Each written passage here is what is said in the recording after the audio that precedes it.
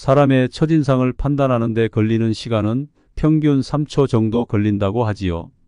첫인상의 이미지를 바꾸기까지는 그 사람을 최소 60번을 만나야 한다는 말도 있습니다.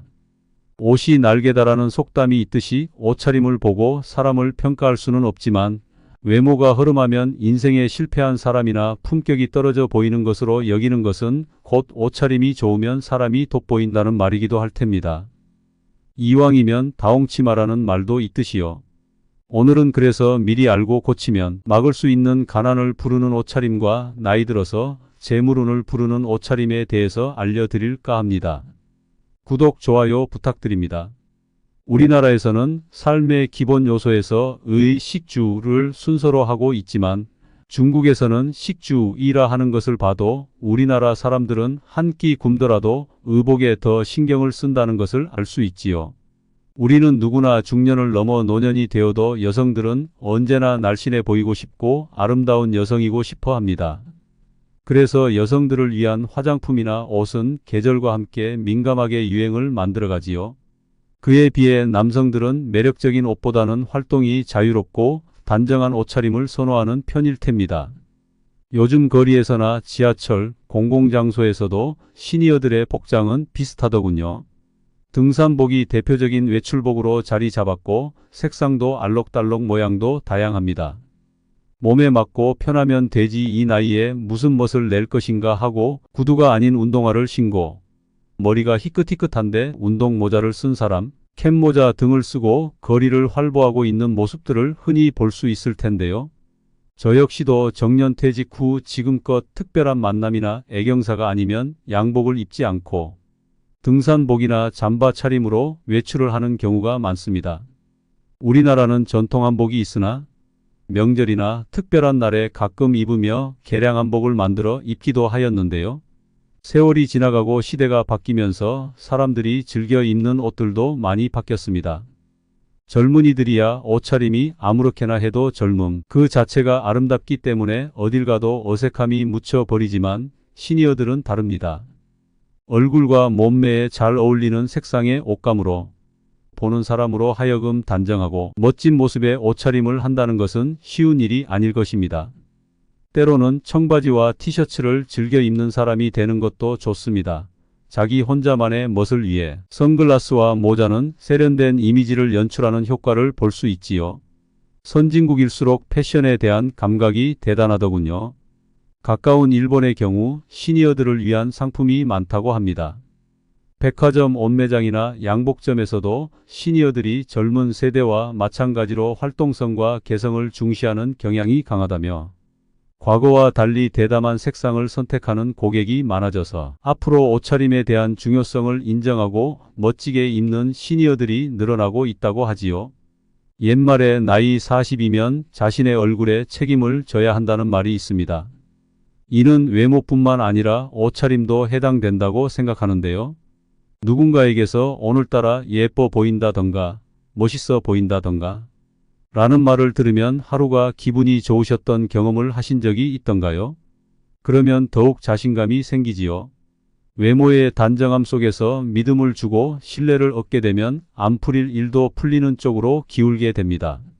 그만큼 단정한 외형 모습은 상대방을 위해 취해야 할 우리들의 기본 배려이지요. 이는 최신 유행을 맹목적으로 따르라는 것이 아니라 단정한 옷차림과 외모로 예의를 지켜 신뢰를 쌓으면 성공이 앞당겨진다는 뜻입니다. 자신만의 개성을 연출할 수 있는 긴장된 모습의 아름다움은 한층 더 매력적이지요. 그 돋보임은 자신을 위한 정성이라 할 수 있는데 이는 상대방에게 호감도 살 뿐만 아니라 원하는 일도 잘 풀려나가게 되는 일을 경험한 사람들 중에 성공한 사람들을 주로 많이 보았습니다. 뭔가 일이 잘 풀리지 않은 사람, 성격이 거친 사람 등의 부정적 이미지로 각인시켜 보일 필요가 없는 것입니다. 후줄근해 보이는 사람과 거래를 하고 싶은 사람이 있으신가요? 우선 신뢰감 부분에서 멀어지게 될 것입니다. 사람들이 말하는 운명이라는 것은 기운이 한몫한다고 합니다. 그 기운에서 성공과 실패가 나뉘어진다는 사실을 무시할 수 없는 것이죠.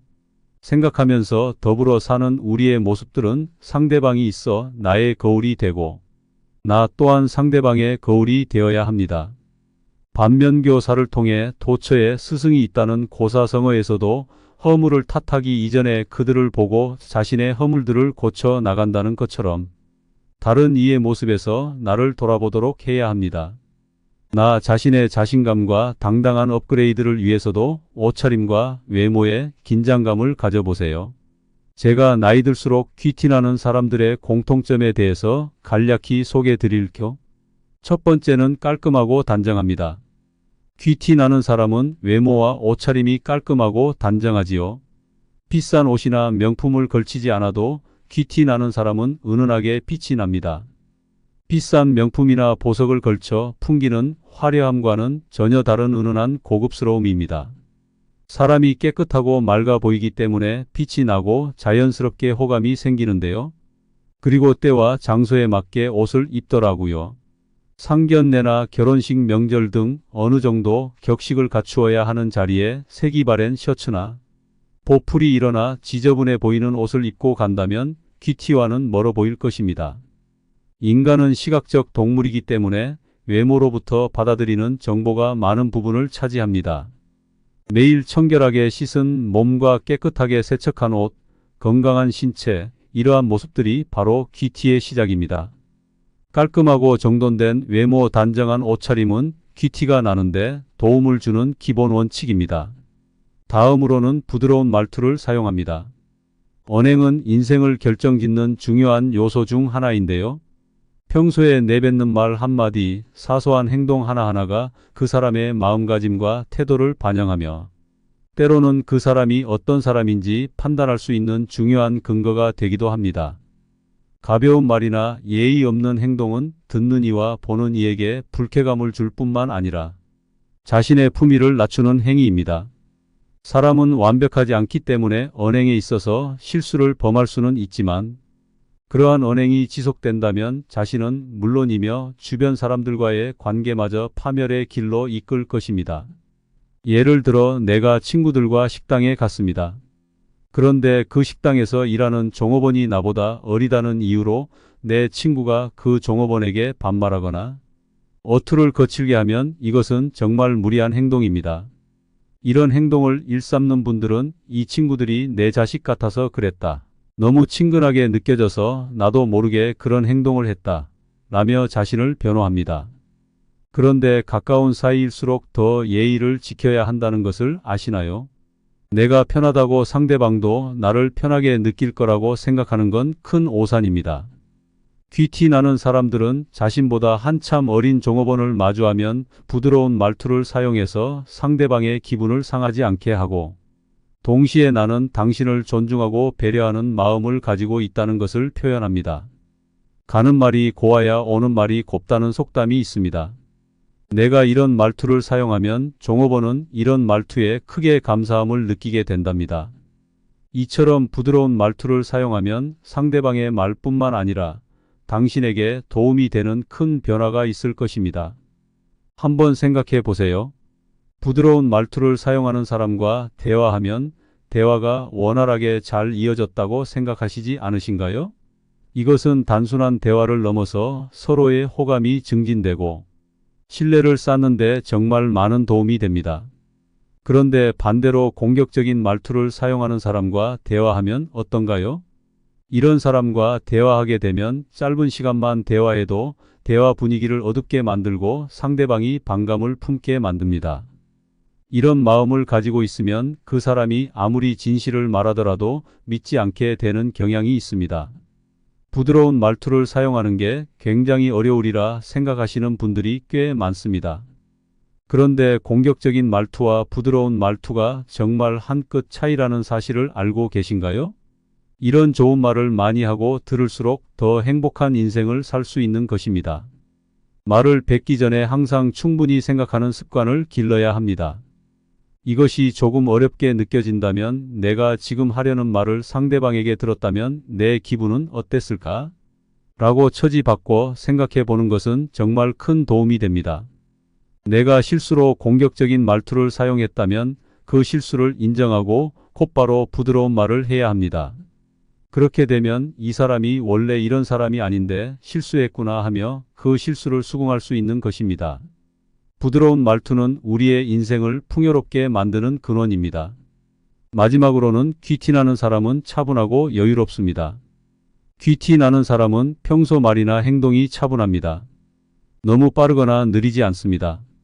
사람은 어렵고 힘들 때 그 사람의 진면모가 나타난다고 합니다. 대부분의 사람들은 하루에도 여러 가지 감정의 기복이 있습니다. 하지만 귀티나는 사람들은 감정을 스스로 조절할 줄 압니다. 감정이 태도가 되는 경우가 없습니다. 그래서 대체로 차분하고 여유롭다는 인상을 줍니다. 돈이 아무리 많아도 여유가 없는 사람은 티가 나기 마련입니다. 여유는 삶을 대하는 태도에서 비롯되기 때문입니다. 침착한 사람들은 자신의 실수나 잘못에 연연하지 않습니다. 대신 그들은 실수나 잘못하는 것이 삶의 자연스러운 부분이라는 것을 받아들이고 그것을 배우고 성장하는 기회로 사용합니다. 경험이 많으면 여유가 생긴다고 말합니다. 처음 당할 땐 정신없고 화가 났는데 두 번째 당할 땐 여유가 생깁니다. 비슷한 일에도 이런 경험이 작용해 여유롭게 행동하게 됩니다. 그들은 인생은 예측할 수 없고 아무리 잘 계획하거나 준비해도 예상치 못한 일들이 일어날 것이라는 것을 이해합니다. 그래서 일이 계획대로 진행되지 않을 때 화를 내거나 좌절하는 대신 빠르고 유연하게 적응할 수 있습니다. 지나간 과거를 후회하거나 알 수 없는 미래를 불안해하는 대신 눈앞에 있는 사람을 귀하게 대하고 지금 해야 할 일에 집중하며 오직 이 순간에만 최선을 다하는 사람의 얼굴에는 시간이 지날수록 여유가 쌓여가지요. 구독자 여러분들도 가난을 부르는 옷차림을 미리 알고 항상 단정하고 정결한 모습으로 노후를 보내시면 대운이 들어설 것입니다. 그럼 구독, 좋아요 부탁드립니다.